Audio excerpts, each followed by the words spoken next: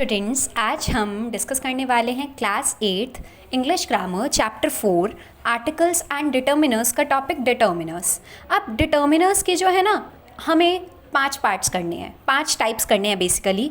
डेमोन्स्ट्रेटिव्स, possessives, interrogatives, distributives and quantifiers. हमें सिर्फ 5 part करने हैं इस डिटर्मिनर्स के, ठीक है। सो अब स्टार्ट करते हैं डिटर्मिनर्स से। डिटर्मिनर्स का जो सबसे पहला पार्ट है दैट इज़ डेमोन्स्ट्रेटिव। डेमोन्स्ट्रेटिव के अंदर क्या आता है? दिस, दैट, दीज, दोज, ये जो हैं ये हमारे डेमोन्स्ट्रेटिव्स के अंदर काउंट होते हैं। अब ये तो हमने जब हम छोटे थे तब भी पढ़े थे। दिस जो है, दिस किस चीज़ के लिए यूज़ होता है? कोई ऑब्जेक्ट, कोई थिंग जो है हमारे पास है, ठीक है, और वो सिंगुलर है तो हम दिस यूज़ करेंगे। पर अगर कोई सिंगुलर थिंग हमसे दूर पड़ी है तो हम उसके लिए दैट यूज़ करेंगे। वैसे ही अगर कोई चीज़ हमारे पास है और वो प्लूरल है, पास पड़ी है बट प्लूरल है, जैसे पास में बहुत सारी बुक्स पड़ी है तो दीज आर बुक्स, हम उसके लिए दीज यूज़ करेंगे। बट अगर वही सेम बुक्स जो है दूर पड़ी हैं तो हम उनके लिए क्या यूज़ करेंगे? दोज यूज़ करेंगे, ठीक है। तो यहीं पर हम क्या करते हैं, ऐसे ही हम इनका दिस, दैट, दीज, दोज का यूज़ करते हैं।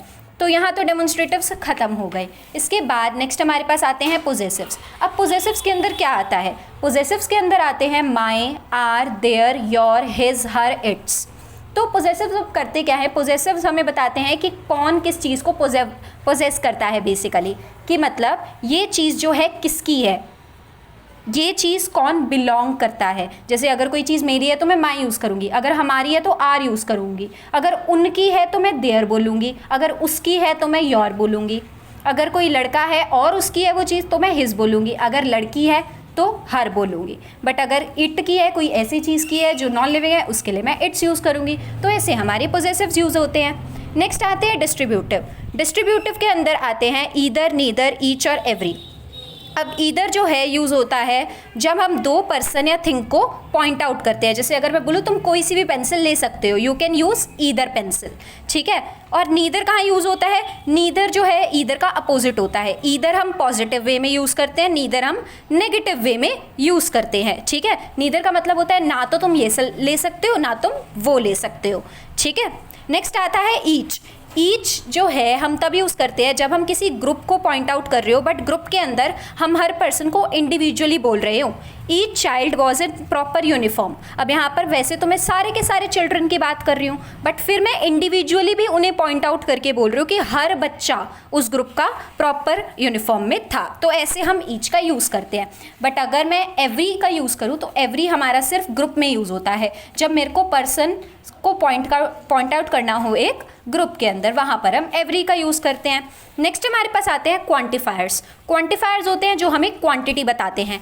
Any, some, much, many, several, a lot of, ये सारे के सारे हमारे क्वांटिफायर्स हैं। अब एनी और सम हम कहाँ यूज़ करते हैं? सम दोनों ही नेगेटिव और पॉजिटिव सेंटेंसेस के अंदर हम यूज़ कर सकते हैं। सम मोस्टली यूज़ होता है हमारा अफर्मेटिव और इंटेरोगेटिव सेंटेंसेस में। सम का मतलब है कुछ, ठीक है। अब सम काउंटेबल और अनकाउंटेबल दोनों के साथ लगता है।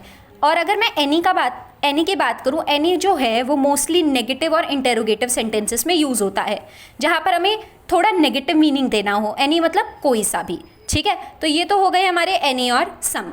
इसके बाद नेक्स्ट हमारे पास आते हैं फ्यू, अ फ्यू और द फ्यू, ठीक है। अब देखो फ्यू, अ फ्यू और द फ्यू का क्या होता है?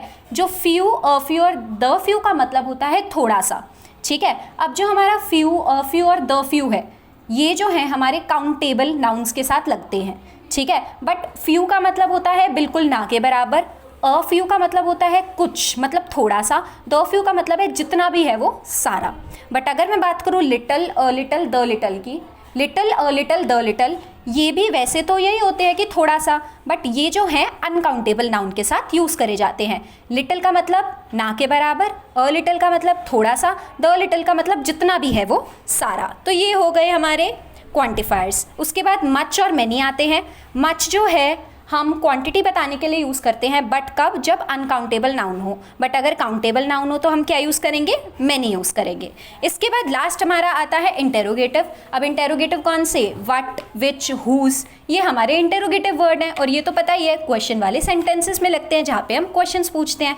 तो यहाँ पर हमारे जो डिटर्मिनर्स हैं वो कंप्लीट होते हैं। आई होप आप लोगों को समझ आ गया होगा।